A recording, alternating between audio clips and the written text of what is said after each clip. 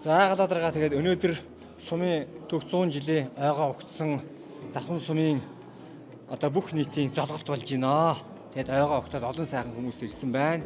Ингээд та бас сум нэгдлийн дараагаар адилж ийсэн сумыг удирдах байсан хүний хувьд нутгийнхаа хүмүүс бас мэнчилгээ дэвшүүлээд нэгдэл нийгмийн үеийнхаа бас сайхан түүхээс оржлоо ш.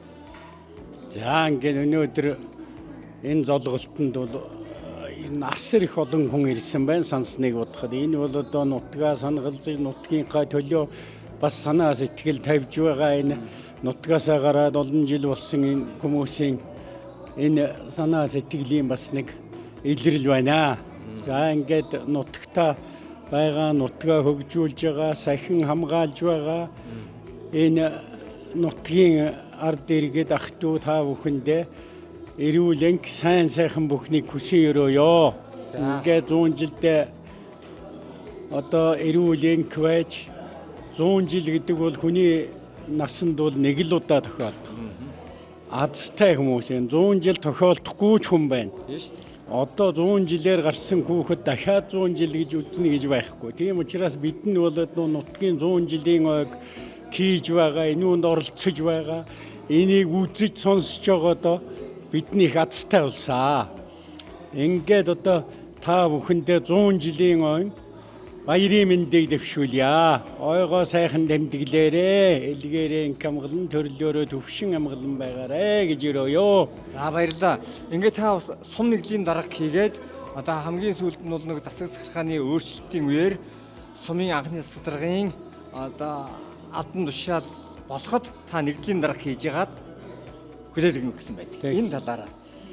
За энэ нь одоо нэгдэл гэж нэг юм байсан юм аа. Энэ одоо хүмүүс мэдэхгүй зарим нь одоо залуучууд мэдсэн байгаа.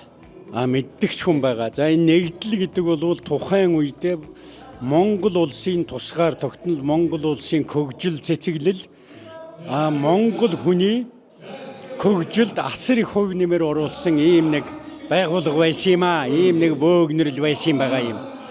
Энийг одоо ач холбогдлын зарим хүмүүс мэдэхгүй.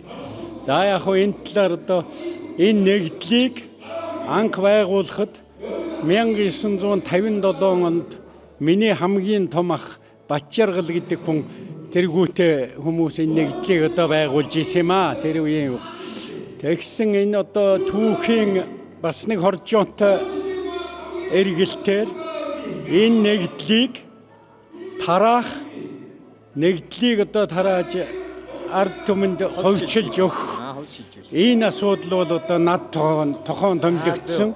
Нэг ёсондоо хамгийн том ах нь байгуулсан нэгдлийг хамгийн отхон дүү нь одоо тараасан нэг ийм сонин тохиолдол бас байгаамаа энэ 100 жилийн хугацаанд. Дараагийн одоо өөрсдийн нийгэм хүлээлгэн өгсөн. Тэ. За энэ нэгдлийг тараах энэ ажлыг бол би Увсан аймагта битгий хэлээр нь Монгол улсад хамгийн түрүүн одоо хийсэн байгаа юм. Тийм учраас манай завхан сумын сандлаа нэгдлээс бол ямар нэгэн одоо эд хөрөнгө мал дутаагүй бүгд одоо бүрэн бүтэн одоо ард түмний гар дээр очсон. Энэ нэг онцлог байгаа юм. Надаас хойш тараасан нэгдлүүд бол маш их одоо хөрөнгө мөнгө алдсан хулгай зэлгээ бүрлэгсэн ийм юмд оруулсан юм шүү. Манай нэгдэл манай ард түмэн бол одоо хамгийн азтай явдал нь малаа хөрөнгөө бүрэн бүтэн хүлээж авсан юм аа. Ийм нэг юм байна. Тий. За тэгээд би бас яг хоо засаг захиргаа түүний удирдлага энэ тухай хууль гарсан 1992 онд 92 онд би сумын анхны иргэдийн төлөөлөгчдийн хурлын дарга гэдэг ажил хүлээж авсан. Тий анхны. Тэгээд энэ бол цоо шин ардчилсан нийгмийн шинэ хууль.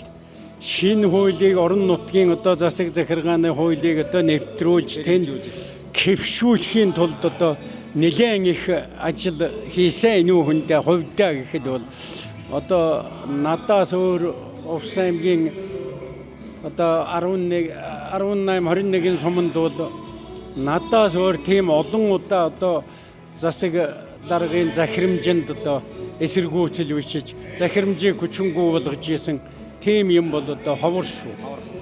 Тийм учраас бол энэ засаг дарга гэдэг бол одоо хязгааргүй эрх мэдэлтэй байсныг тэрийг ард түмний хяналтанд оруулахын тулд бол нэлээд одоо ажил хийж одоо тэгээ 2 жил хийгээд миний дараа зоригоо багш авсан юм аа. Зоригоо багш авахад энэ ажил маань нэлээд хэлбэрчсэн ийм байдалтай болсон юм шүү. За ийм байна. За баярлалаа танд урт удаан наслахыг хүсээрэй. 100 жилдээ дэлгэр сайхан уулзгая. За ингээд та бүхэндээ сайн сайхныг хүсье, уран бүтээлийн өндөр амжилт хүсье. За ингээд 100 жилээ дэлгэр сайхан хийгээрэй. Баярлалаа. За баярлалаа.